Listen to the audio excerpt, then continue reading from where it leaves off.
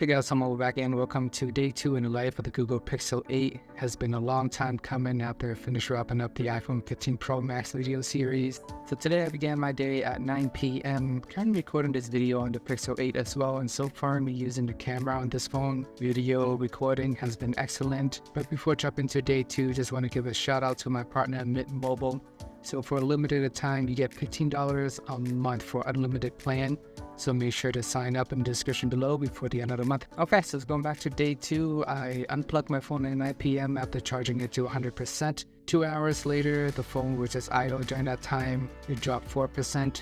And I went to bed. I did wake up a few times throughout the night, but didn't officially use my phone until 10.5 hours later the next morning. Phone is at 85%, so that is about a 50% drop. Overall, it tells me that the phone has great standby time compared to the previous years. By 10 a.m., after 2.5 hours of being awake and actually using the phone, playing music through the speakers, I saw a big drop to 64% battery. By 2 o'clock, it is draining pretty quickly. I'm playing Pokemon trading card games, and at this point I'm at 26% battery. And one of the most annoying part about this phone is when I play Pokemon trading card game and then I switch to another app. For example, if I'm responding to Snapchat or just texting somebody, I'm gonna switch back to the game will restart. It happens every single time. And with the game, I'm in a ranking battle, so all the stats pile up.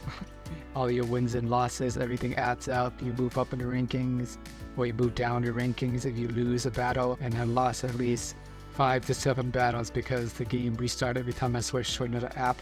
It is very annoying. When I use the iPhone 15 Pro Max, I can switch between apps just fine without it restarting. So it's definitely a shame that Google Pixel 8 cannot handle switching between the apps and just having the apps hibernate in the background without it completely restarting every time I boot it back up. And another downfall of this phone is just the wireless charging. For lunch, I went to go pick up some food. I had my GPS on and my phone is sitting on a wireless charger. It still managed to lose battery while sitting on a wireless charger. So that is a similar problem that I encounter in the 7 and the 7A as well. So I think because the phone in general is still run hot, so it's not able to actually charge the phone. Instead, either holds its charge or lose a percent or 2 throughout my whole drive. When I was using iPhone 15 Pro Max, I would gain 1 or 2%. So it's just something to keep in mind. Wireless charging is equipped, but it just doesn't work well. So you're better off using a wired charger if you actually do need to charge your phone. Got some Mexican food for lunch, just snapped a picture.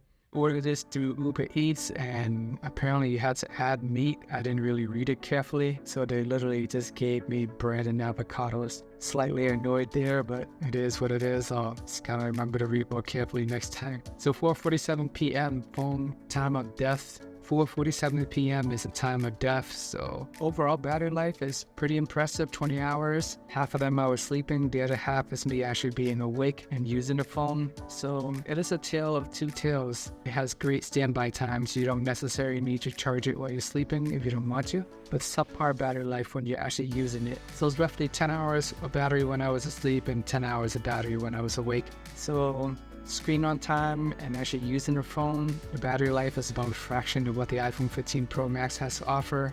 I know that it may not be the best comparison, but I don't expect the Pro to be that much better either.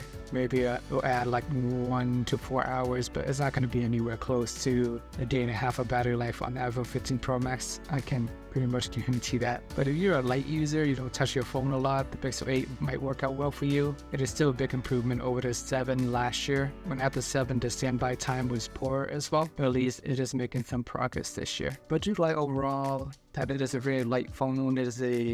Has curved edges. It's actually a little bit smaller than the 7 from last year. It feels comfortable to hold in the hand. But me using this and the 7A, it honestly doesn't really feel that much different for me.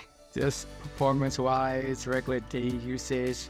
I guess the standby time may be better. Camera is about the same. Processor, maybe just a small improvement.